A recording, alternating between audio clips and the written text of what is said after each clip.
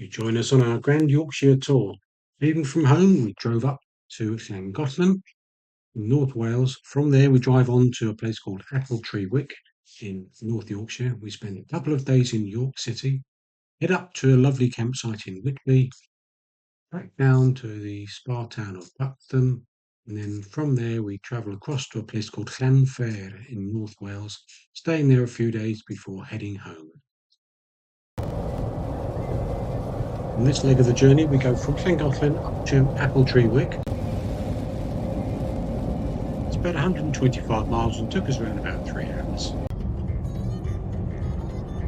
It was raining when we left, but the sun did come out and we were treated to some beautiful skies and some lovely views.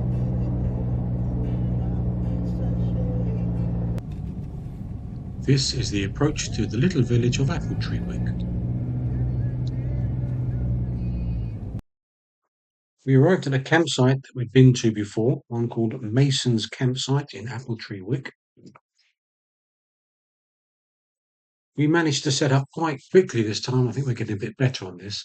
And then once we did that, we went for a stroll around the park. The field was empty behind us. However, it did fill up during the weekend when lots of people came along. However, at the moment, it was lovely with great views from the front of the caravan. The following morning, we went into Grassington, where we saw some vehicles used in the filming of all creatures great and small.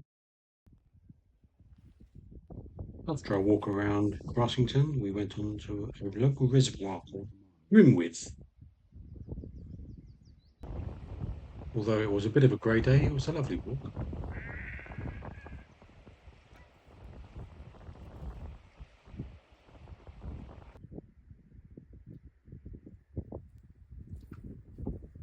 In the distance was a kind of control tower for the reservoir.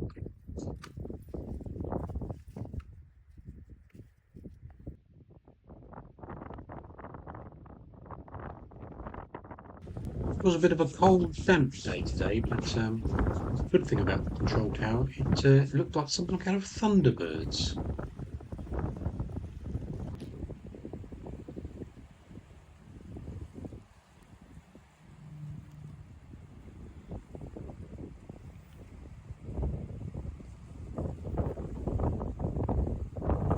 We had a nice walk there, and then we slowly made our way up there back to the car.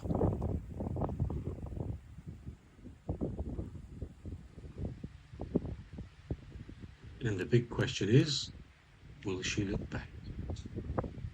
Will she look back? Will she? No. Still, it was a good walk for Charlie. Following day, fully refreshed, we made our way along the river to a place called the Strid. This is a place that Heather had been to many a time on holiday when she was younger.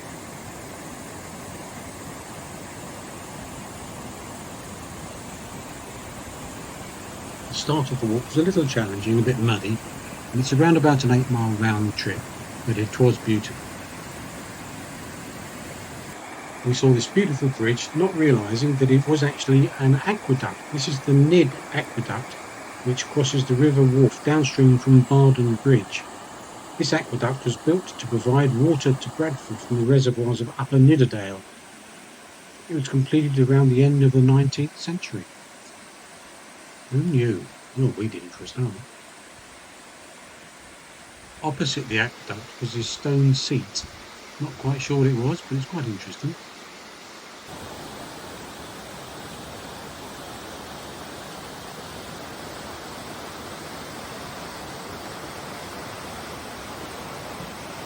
So we carried on and finally got to the Strid.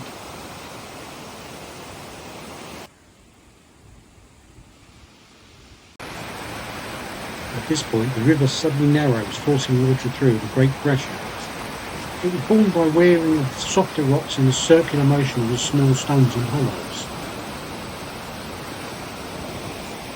Some foolhardy people actually jump across this, and a few people have lost their lives.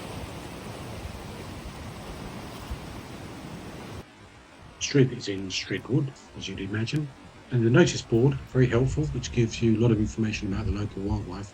But the interesting thing is that the actual Strid itself is 9 metres deep, more than two double deckers on top of each other. Very powerful, and many people have lost their lives. That wasn't going to be an issue for us. We just enjoyed the view and then made a nice gentle walk back to the caravan, a lovely meal and a relaxing evening.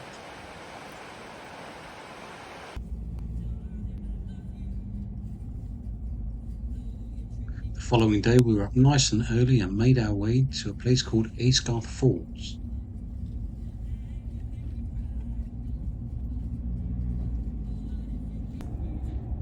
On our way to Asgarth Falls we passed the limestone cliff of Kinsey Crag.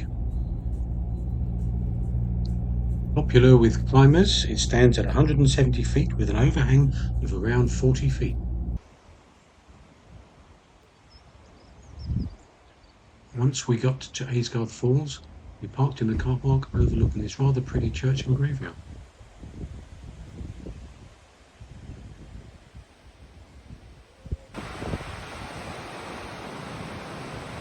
As you cross the bridge, you get a sneak peek of the upper falls.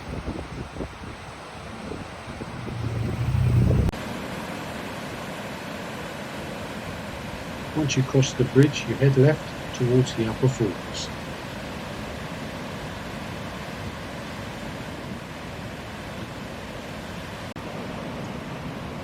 The Asgarth Falls are actually a triple flight of waterfalls surrounded by woodland and farmland. Just over a mile or 2 kilometres stretch, and it descends into kind of mid-Wensleydale in the Yorkshire Dales of England.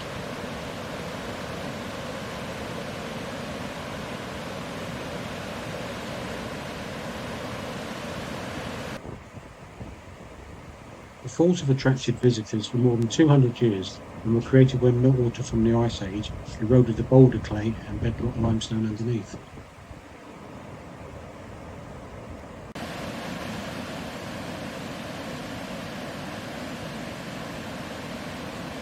The falls drop about 200 feet, around about 60 metres, over a half-mile section of the river. Heather reminded me that Asgarth Falls were used in the filming of Robin Hood, Prince of Thieves, when the waterfall crossing.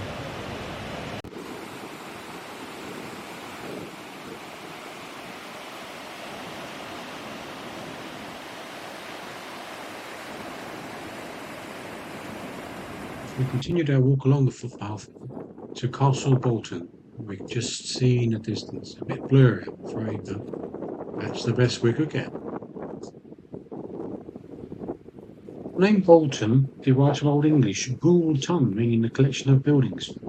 The village was largely constructed after the nearby castle, and the houses were used by the associates of Mary, Queen of Scots, when she was imprisoned in the castle.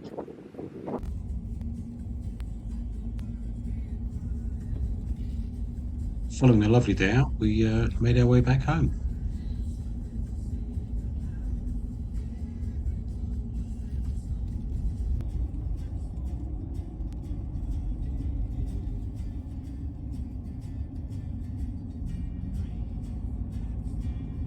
We thought we had an interesting fact about this rock face, but we didn't.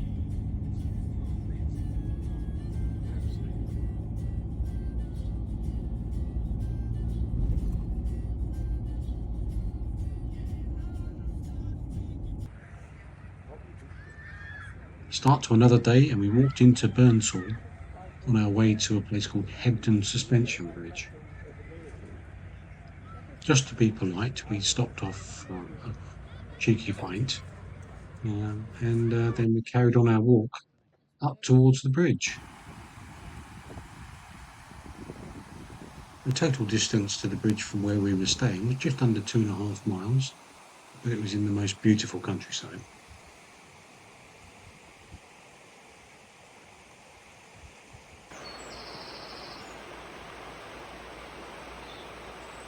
This was our first view of the bridge.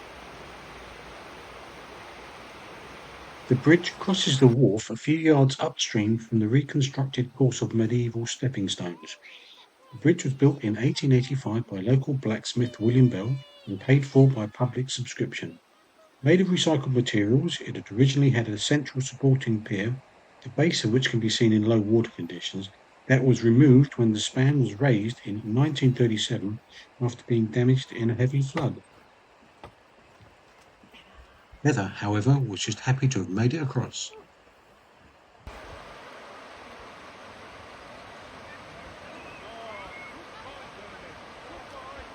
We did see a couple going across the stepping stones, so we videoed it. You never know, they may have fallen in. But they didn't, they made it across quite well. And we gave them a copy of the video so that they had something to remember.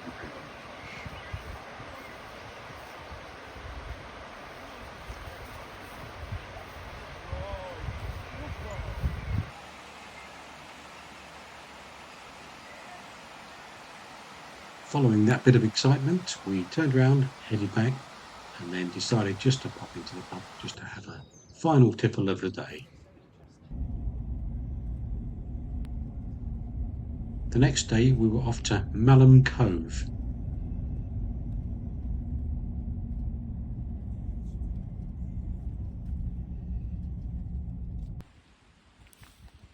Resplendent in my new coat, we started our walk. We walked along Janet Foss to our destination of Boredale Scar. The scar itself is a limestone ravine about 1 mile northeast of Malham. It contains two waterfalls and has overhanging limestone cliffs over 330 feet or 100 metres high.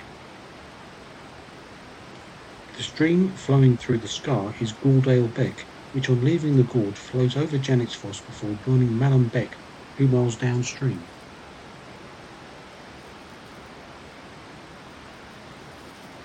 From Gordale Scar we turned round back along the same route on our way to Malham Cove.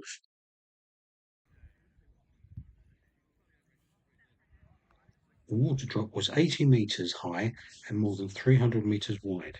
The water flowing over the waterfall created the curved shapes of the cove because the lip was more heavily eroded than the sides.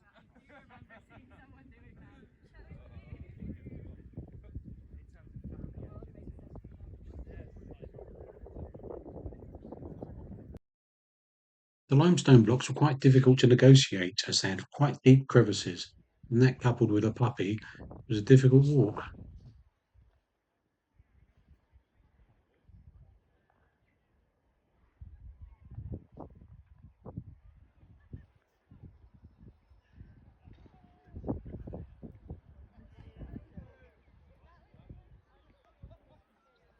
We walked in an anti-clockwise direction, going over the top of the cove and then coming down the steep steps on the far side.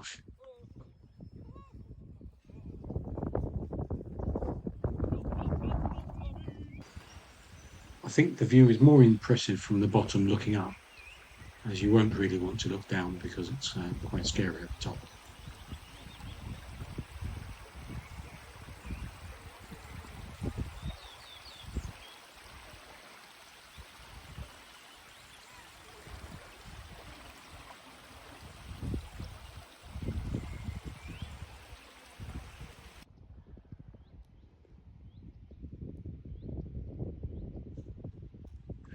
This was one of the nicest views of the cove looking back, so we stayed around for a little while. We decided we'd take a few photos, one of Heather on the bridge, one of us where we could kind of prove that we were there. So we stayed there a little while, and then following that, Charlie just had a quick dip in the water, and then we went back to the campsite. We popped into Ilkley the following day, a lovely town in Yorkshire. We found a little tapas bar, walked around this millennium maze, had some drinks, did a bit of shopping, and some obligatory photos of Charlie on my neck.